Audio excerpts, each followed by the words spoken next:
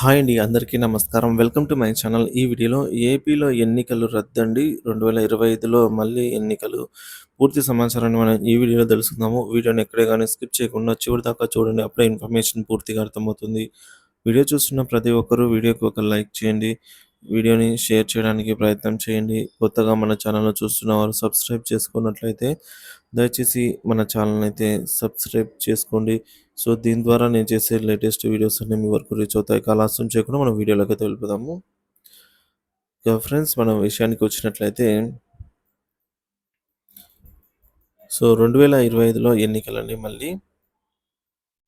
ముఖ్యమంత్రి చంద్రబాబు నాయుడు, ఉప ముఖ్యమంత్రి పవన్ కళ్యాణ్ సారథ్యంలో రాష్ట్రంలో అధికారంలో ఉన్న తెలుగుదేశం, జనసేన, భారతీయ జనతా పార్టీ సంకీర్ణ కూటమిలో లోక్సభ మాజీ సభ్యుడు ఉండవల్లి అరుణ్ కుమార్ కీలక వ్యాఖ్యలు చేశారు.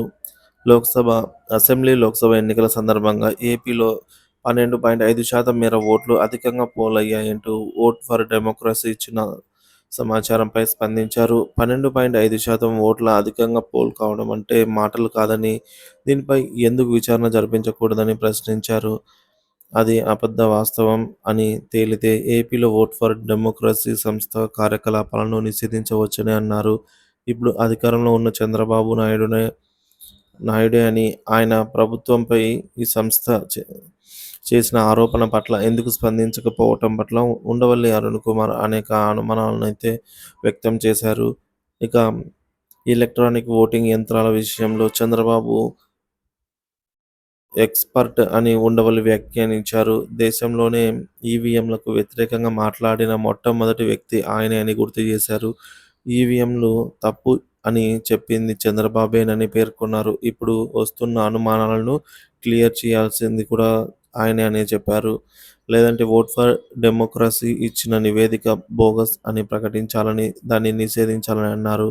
ఓట్ ఫర్ డెమోక్రసీలో ఉన్న వాళ్ళందరూ వివిధ రంగాల్లో అత్యున్నత నిష్ణాతులై వాళ్ళెందుకు ఇలా బోగస్ ప్రచారాన్ని ఇస్తారని ఉండవల్లి అరుణ్ కుమార్ ప్రశ్నించారు. ప్రజాప్రతినిధుల చట్టంలో సెక్షన్ 81 ప్రకారం స్లిప్పులను 45 రోజుల పాటు భద్రపరచాల్సి ఉంటుంది. పోలింగ్ ముగిసిన 20 రోజుల్లోనే వాటిని డెస్ట్రాయ్ చేయాలి అంటూ అప్పటి ఎన్నికల అధికారి అయిన ముఖేష్ కుమార్ మీనా ఆదేశాలను సైతం జారీ చేశారని ఉండవల్లి అరుణ్ కుమార్ చెప్పారు. ఇలాంటి సమస్య వచ్చినప్పుడు లెక్కించడానికి స్లిప్పులను భద్రంగా ఉంచవలసి ఉంటుందని, దీనికి భిన్నంగా 20 రోజుల్లోనే వాటిని నామరూపాలు లేకుండా చేశారని ఉండవల్లి పేర్కొన్నారు. ఈ ఒక్క ఈవీఎంను సంపాదించుకునే కారణంతోనే హరిప్రసాద్‌ను జైల్లో కూడా పెట్టారని, వాటిపై కూడా ఆయన ఎంతో అధ్యయనం చేశారని అయితే అన్నారు.